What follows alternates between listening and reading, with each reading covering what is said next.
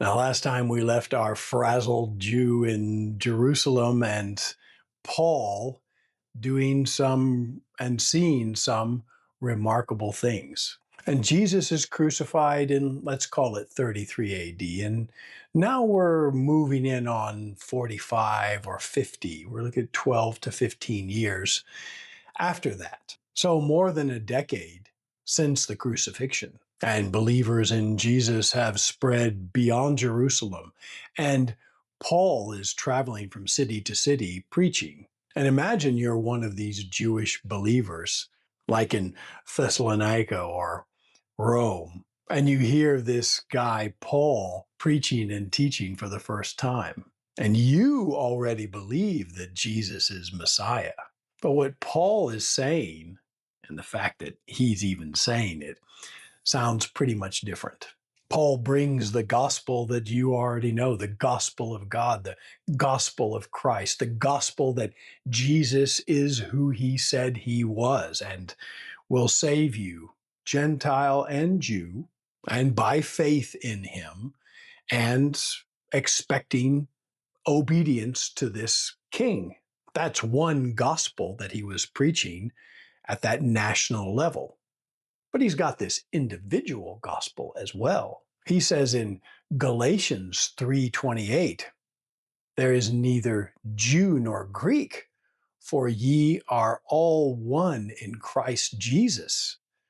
Well, the specialty of the Jew is called into question here. For centuries, it had been Jewish identity that had been central to God's covenant program, to God's purposes. But now Paul says that there's a new unity, he starts talking about a one new man.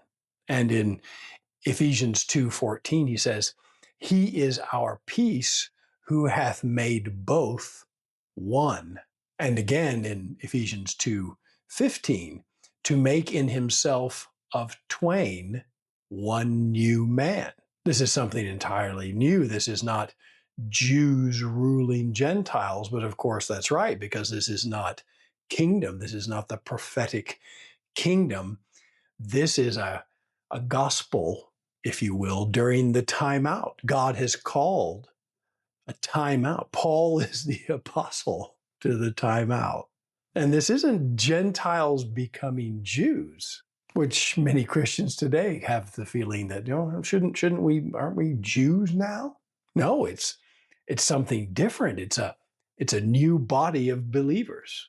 And if you're confused, and if that poor chap in Jerusalem is confused, well, Peter himself was confused about this. He struggled with it and actually acknowledged that understanding what Paul was bringing could be difficult to wrap your head around. In 2 Peter 3:16, he calls it things hard to be understood, but yet he had given him the right hand of fellowship, a sort of blessing, and you're okay, and your message is too. So this shows that early believers who were wrestling with Paul's message were trying to fit this into what they had understood. And our right division and insight here is, this is where the confusion arises. If we mix Peter's purely kingdom message and Paul's kingdom message and his gospel of grace, his national gospel and his individual gospel, if we mix those together and we entangle these messages, then you get into the evangelical mess that we have today. The earlier gospels, and still to some extent, but fading all the time, was this gospel of God, this gospel of Christ, which Peter and James and John were also preaching. It was national, it was prophetic, all those things, and it was focused on Israel, but included Gentiles. But Paul's gospel, his unique gospel, the gospel of the grace of God, was something different. Let's go into Acts 20:24. We see there the gospel of the grace of God. This gospel focuses on an individual salvation by grace. It's not unique because of grace, because there was grace in the gospel of God, in the gospel of Christ. And we can read this in the gospel of John.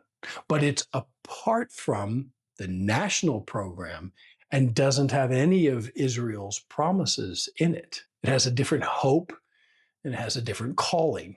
So now you're that imaginary believer that we saw in Jerusalem, and you've traveled to Galatia or Thessalonica or to Rome or something like that, and you're hearing Paul talk and teach. Part of you recognizes the authority of the guy, and his knowledge of Scripture is deep. His transformation is undeniable. But part of you's got to be still wondering, is this really the path that God's plan is taking? Well, the next decades will make that much clearer, because Paul will continue to unfold this mystery as the national gospel fades away and the likelihood that it can ever come out fades away. And Paul focuses on the mystery and develops that fully in his epistles. And we'll consider that next time. And until then, God bless.